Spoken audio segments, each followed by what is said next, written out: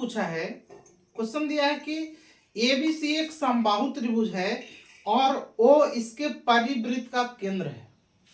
परिवृत्त का केंद्र का मतलब है कि कोई वृत्त है उसके अंदर त्रिभुज है ना। उसको दूसरे तरीके से समझ सकते हैं कि त्रिभुज के बाहर एक क्या है, एक वृत्त है। तो फिगर इस तरीके से है, जो बोला है फिगर उस तरीके से पहले बनाया जाए।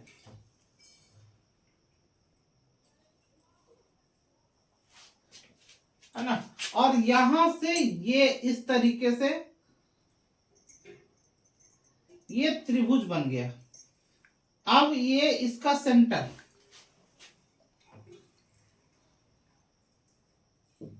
इसका सेंटर बन गया। कह रहा है यदि त्रिभुज की भुजा 6 सेंटीमीटर है, त्रिभुज की भुजा सेंटीमीटर है, 6 सेंटीमीटर है, मान के चलते हैं ये त्रिभुज कौन कौन सा है, ए बी सी। अब इसकी जो भुजा है ये चूंकि समबाहु है, समबाहु की तीनों भुजाएं क्या होती है, बराबर होती है। तो ये जो है 6-6 सेंटीमीटर का हो गया। तो कह रहा है कि बी ओ सी, बी यहां पे देखिए ये ओ है, केंद्र ओ है, तो बी ओ सी इसका मान क्या होगा। अब देखिए यहां से समझिए कि चूंकि ये समबाहु त्रिभुज है, तो समबाहु त्रिभुज के तीनों कोनों का योग कितना, 180 डिग्री। इसका मतलब इसका मान और इसका मान और इसका मान मिलाकर के 180 डिग्री। तो अगर जो ये 3 भाग में बटा है, इसका मान कितना हो जाएगा, 60 डिग्री के बराबर हो जाएगा। चूंकि समबाहु त्रिभुज है, तो समबाहु त्रिभुज के तीनों कोनों का योग कितना होता है, 180 डिग्री। तो जब भुजा बराबर है तो कोण भी क्या होगा, बराबर होगा। इसका मतलब ये 60, ये 60, ये 60। हमको पूछा है कौन, त्रिभुज कोण बीओसी, इसका वैल्यू पूछा है। अब एक चीज समझिए कि केंद्र पर बना कोण, अगर कोई वृत्त है, किसी वृत्त में अगर जो त्रिभुज बना है, तो केंद्र पर बना कोण आधार पर के बने कोण का दुगना होता है।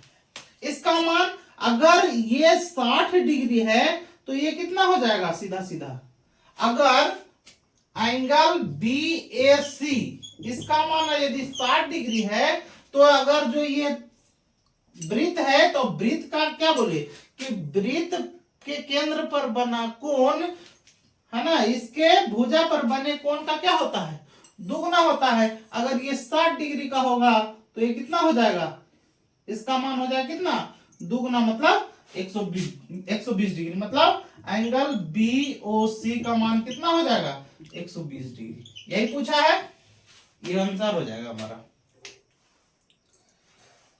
अगला एक क्वेश्चन है, क्वेश्चन दिया है कि एक त्रिभुज के कोण कितना है, 2x डिग्री, 3x डिग्री -8 और 5x डिग्री -12। तो त्रिभुज के सबसे बड़े कोण की माप क्या है। कोई त्रिभुज दिया है, नहीं पता है, ए बी सी एक त्रिभुज है, इसका एक एंगल का माप कितना है, 2x डिग्री है, ये 2x डिग्री है। एक का मान कितना है, 3x -8, 3x डिग्री -8 और फिर है कितना, 5x डिग्री, 5x डिग्री -12। तो कह रहा है कि सबसे बड़े कोण की माप क्या होगी। एक चीज को तो सीधा सीधा फंडा है कि त्रिभुज के तीनों कोणों का योग कितना होता है, 180 डिग्री। तो यहाँ पे कितना हो जाएगा, 2x plus 3x -8 plus 5x -12। इसका मान किसके बराबर, 180 डिग्री के बराबर। अब यहाँ देखिए 2x 3x कितना हो जाएगा, 5x और 5x कितना हो जाएगा, 10x, यानी कि 10x -12 और 8 कितना हो गया, 20। तो यहाँ हो जाएगा 20 बराबर कितना 180।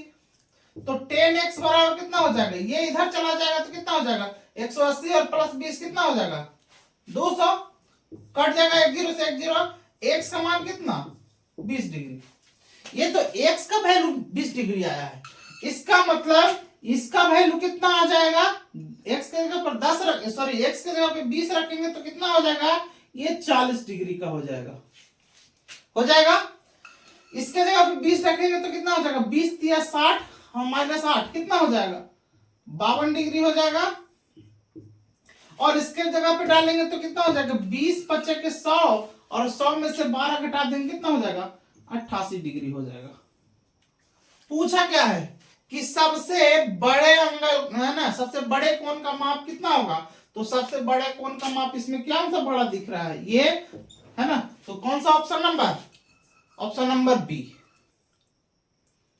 अगला एक क्वेश्चन दे रखा है, फिगर दिया हुआ है, ये वाला एक फिगर दिया हुआ कि एक वृत्त है, उसके अंतर्गत एक त्रिभुज है और त्रिभुज का ये केंद्र O है और PAQ का वैल्यू कितना दे रखा है 38 डिग्री।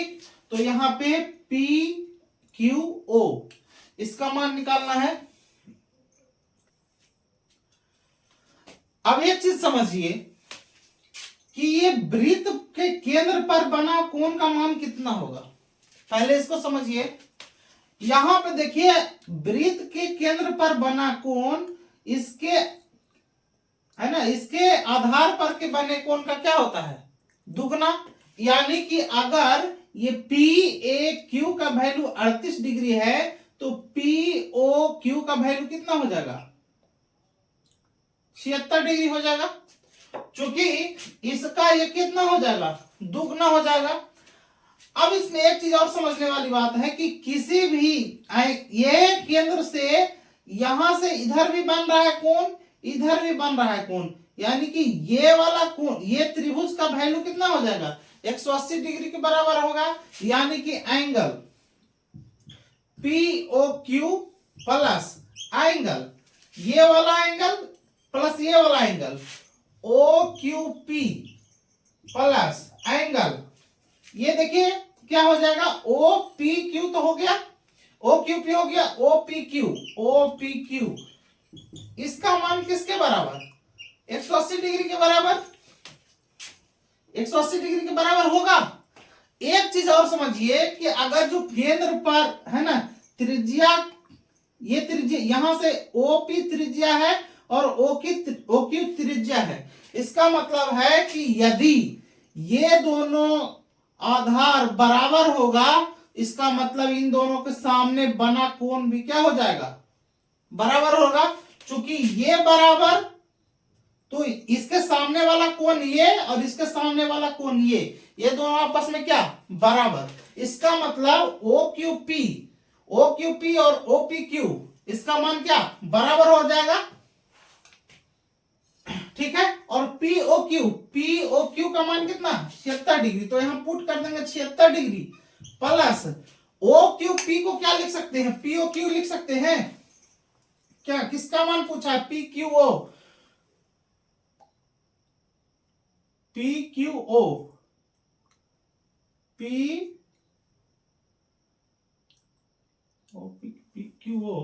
उसके बाद वाला यहां इसका पूछा है ना OQP, मतलब ये वाला एंगल का मान पूछा है, यानी कि एंगल OQP प्लस यहां भी यही चीज हो जाएगा, चूंकि ये वाला एंगल ये एंगल बराबर है तो ये भी इसके बराबर हो जाएगा, तो क्या हो जाएगा कि एंगल OQP बराबर कितना हो जाएगा 180 डिग्री। ये इधर चला जाएगा तो कितना हो जाएगा, अब ये और ये दोनों क्या है बराबर है, यानी कि 2 एंगल OQP का वैल्यू कितना हो जाएगा 180 और माइनस कितना 76 है ना। अब यहाँ 180 में से 76 घट जाएगा कितना बचेगा 104 बराबर 2 एंगल OQP, 2 से 52 दूना 104, यानी कि एंगल OQP का मान कितना 52 degree.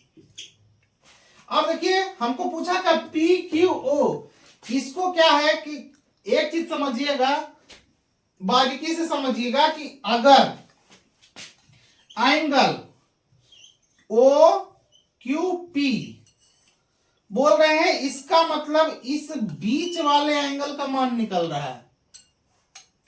Angle P O Q, इसका मतलब है कि ये जो बीच में है उसका मान निकल रहा है।